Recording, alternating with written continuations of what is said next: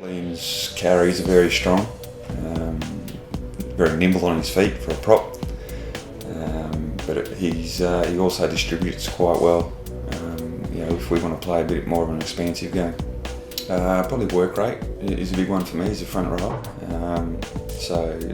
Work rate around the field, but also very competent in set piece time. His ball skills stick out to me for a front row as well.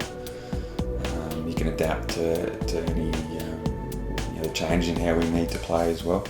He is a great club man. Liam came from another club a couple of seasons ago and was very well received immediately. I think he's grounded and probably does a lot of hard work behind the scenes for the team, but also for himself. He's a hard trainer.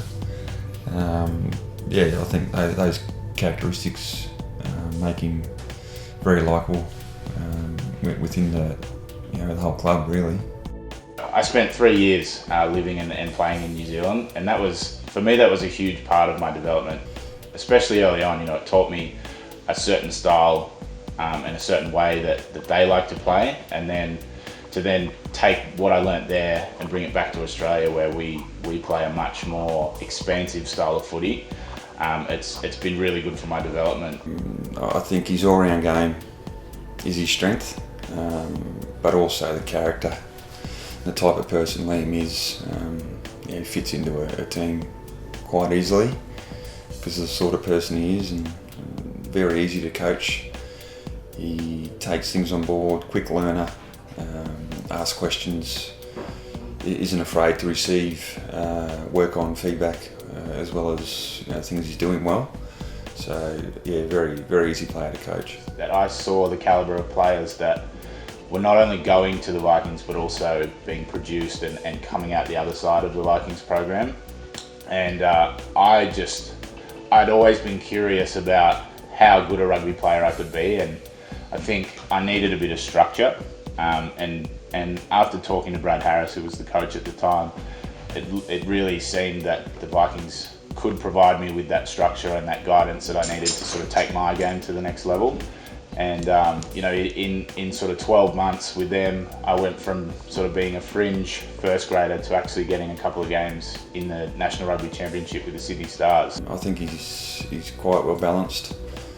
Away from rugby, he has a partner, which he's had for a little while as well. So there's stability away from rugby, which is always a good sign.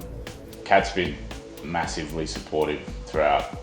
I mean, we've only been together a couple of years now, but she's sort of experienced all the highs and lows that being a rugby player has to offer. Things like playing in a grand final, big highs, to losing a grand final, then to picking up an injury. She's I guess she's a big part of keeping me grounded and keeping me focused. Because when you pick up an injury, there's times when you're doing that rehab and you just think, why am I doing this? And so she's been a big part of just keeping me focused and sort of help reiterate to me that it's something that I love to do, and you shouldn't give up just because you're feeling bad about it on a certain day. So as far as moving overseas, like she